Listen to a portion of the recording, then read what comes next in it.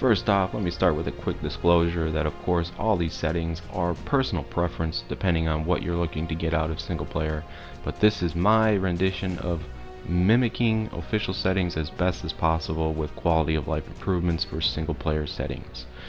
So starting off here with taming speed, 6 times is a good value because you'll still have to use kibble for the max level dinos, and structure damage repair, that is just quality of life obviously, so you can repair things within 5 seconds of them getting damaged.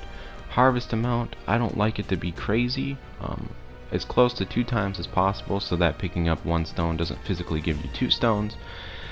And friendly fire, map player location, quality of life obviously, maximum difficulty forces the maximum dino level to 150.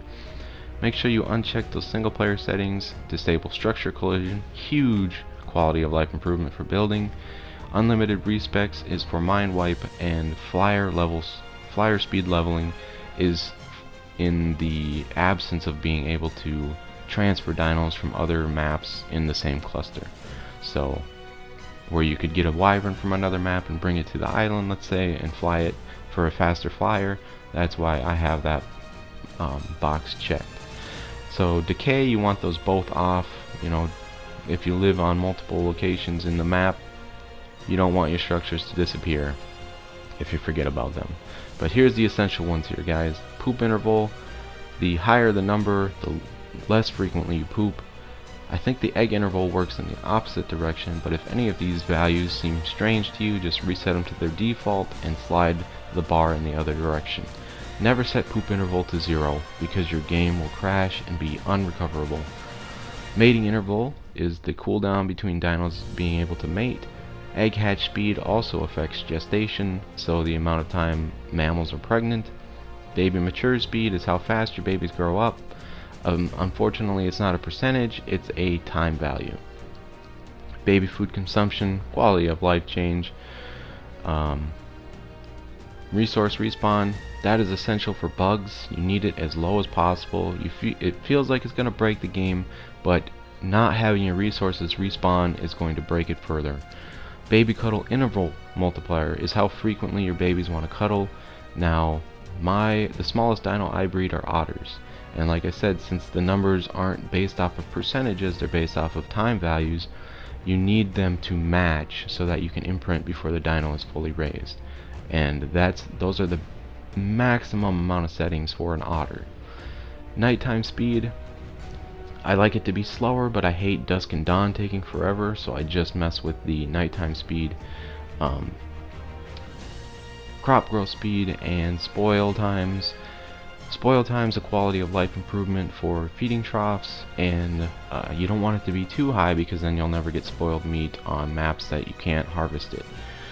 So you saw I didn't adjust the experience multiplier under the general tab because I like to come in here and specifically break down what each one gives. Again, trying to keep it as close to as possible to official with 2 times to 3 times in mind. So the reason kill and special are at 3 times is for explorer notes and alpha kills to level up your character when it gets excruciating towards the end. Now don't pay attention to that dino experience. I play a certain way, so that gives my dinos 44 levels as opposed to 88, but if you leave that value at 0, you'll get all 88 levels. Raid dino feeding and floating damage text, those are just single player quality of life improvements. Just know you know how much damage your dinos are doing, and being able to keep titanosaurs alive when you tame them. Fuel consumption always changes for whatever reason when you're adjusting the sliders, so just set it to the default value of 1. So as we go back through here, I'm going to cover some of the things I might have missed. Most importantly is the difficulty setting at the top, guys. So the default value of 0.2 is going to be essentially beginner server values. So the max dino level will be 30, the boss fight will be beginner server levels as far as difficulty goes, and I'm here to tell you, okay, real quick, on beginner servers, the bare minimum I used to beat the Gamma Broodmother was mate boosted pair of sloths. I was riding an imprinted sloth, and I brought a Diodon for healing, and I melted the Gamma Broodmother on those settings. Okay,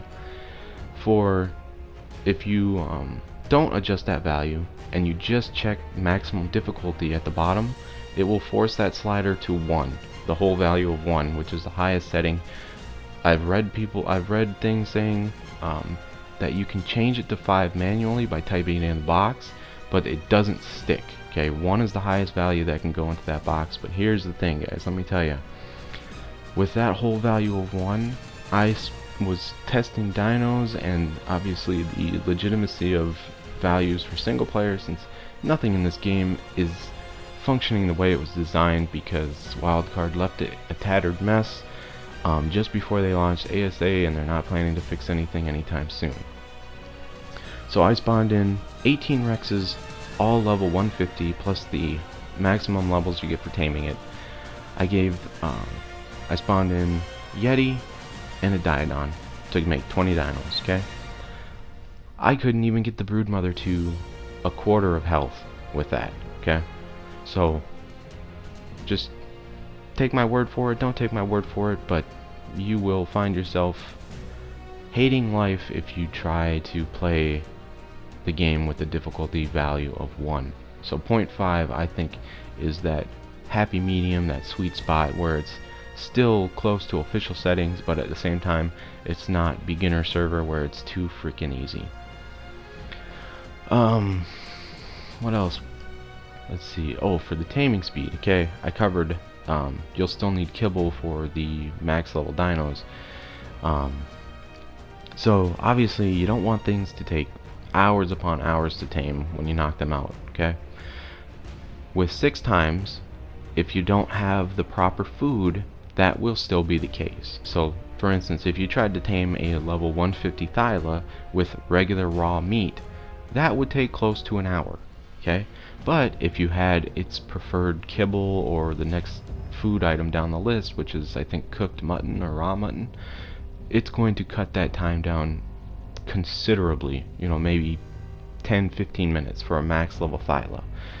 Alright, so yeah, I think those were the high notes of the things that I changed. And again, you know, if building is your forte, don't copy the settings for harvesting, you know. It's single player, you have the ability to set those values to whatever you want to match your playstyle. This is just to mirror official settings as best as possible, with that permanent 2 times to 3 times and quality of life improvements for the server not running 24/7. Nothing of real importance taking place here, other than I would like to inform you that I'm going to use these settings going into a long play, my long play version of ARK. I know ASA is out, but you know what, that game is just as buggy as this one, and I don't see it sticking. So I'm going to keep things fresh from an old school standpoint. I will be showing you my initial steps when I start a new map, the first couple of hours, what I like to do, my first couple of tames, what I'm looking for. And I am a seasoned player, not in the sense of having thousands upon thousands of hours rolled into this game, but the fact that when I play a game, I love to experiment and find the most efficient way of doing things. For instance, not a lot of people know that you can harvest